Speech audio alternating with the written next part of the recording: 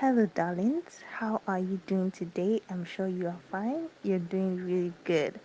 Okay, this is Auntie Adun here, Starlight Kids Club. Welcome to today's session.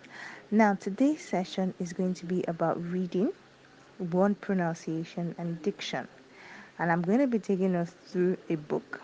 Now, remember that I gave every one of you a book to read for the month. So today I'm going to be reading that book aloud to us, and I want us to follow with me as I read the book and as I make some comments on the book. Now you need to observe the way I pronounce the words and flow with me so that when you're also reading it, when you're also going through the videos, you can also read along and sound out the words properly. So today is going to be about reading and word pronunciation, pronouncing words properly. So I need you to pay attention, and I'll be asking some questions at the end of the day. Thank you.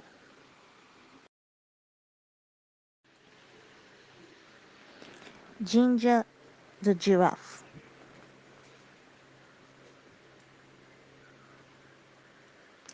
Once upon a time, there was a giraffe named Ginger. Ginger lived in Kenya, a country in Africa. Like all giraffes, Ginger had a long neck and long legs. Because she was so tall, she was able to eat fruit from the very tops of the trees in the savannah. The savannah is in Africa. The savannah in Africa is an area with lots of grass and some trees. Sometimes a savannah is called grasslands. The other animals like zebras and antelopes could not reach where Ginger could reach. But Ginger always found food. She loved the leaves and the new birds of the trees. One day, Ginger was busy eating her favorite leaves along with some of the other giraffes. It was a bright sunny day, and there was not a cloud in the sky. It had not rained for a long time, so the grass was very dry. She heard a noise down at the bottom of her extra long legs. It was her friend, Mickey the monkey. Mickey was trying to say something, but Ginger could not understand what he was saying. He looked very tired.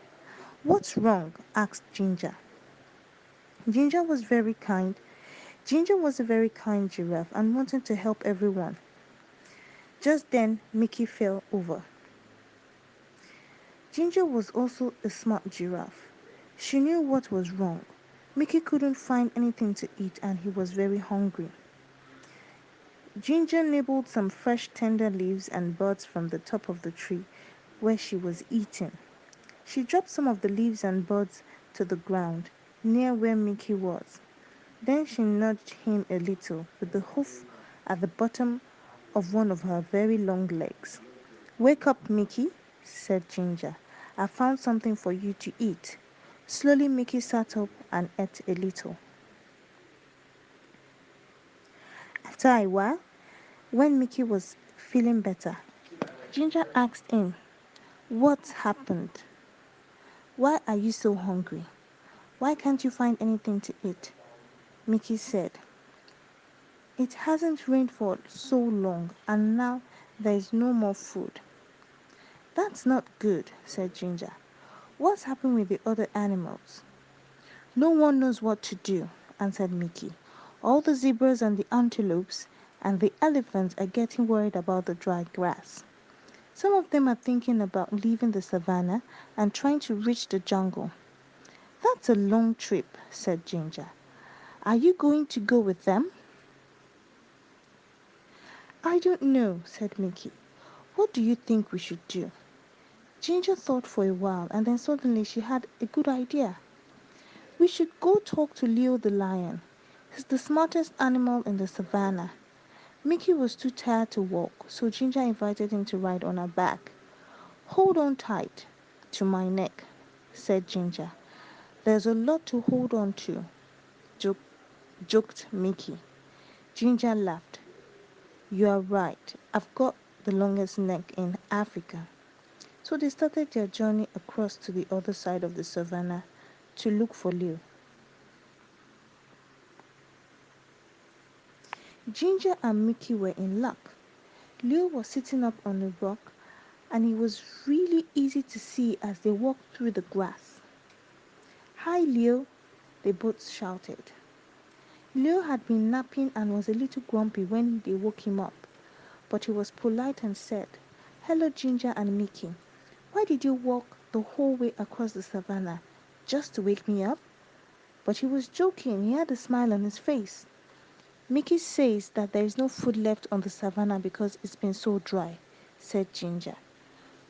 Do you have any ideas? Leo thought for a while. He said, There's nothing we can do about the rain. It will come soon, but we can't be sure when it will arrive. When the rain comes, all the plants will grow again and there will be lots of food for everybody. He thought a little longer. The only thing I can think of is for everyone to move closer to the forest, he continued. There will be more things to eat there, but I know it's a long trip and it will not be easy. But I know it's a long trip and it will not be very easy. It might take days to get there. Ginger and Mickey looked at each other and then looked back at Leo. Thank you, Leo, said Ginger. It's probably best if they all try to get closer to the jungle. They said goodbye and then walked back across the savannah. Now they needed to gather all of the animals together to start the long journey. Ginger didn't need to go long because she had plenty of food in her high trees, but she was a good friend and wanted to help as much as she could.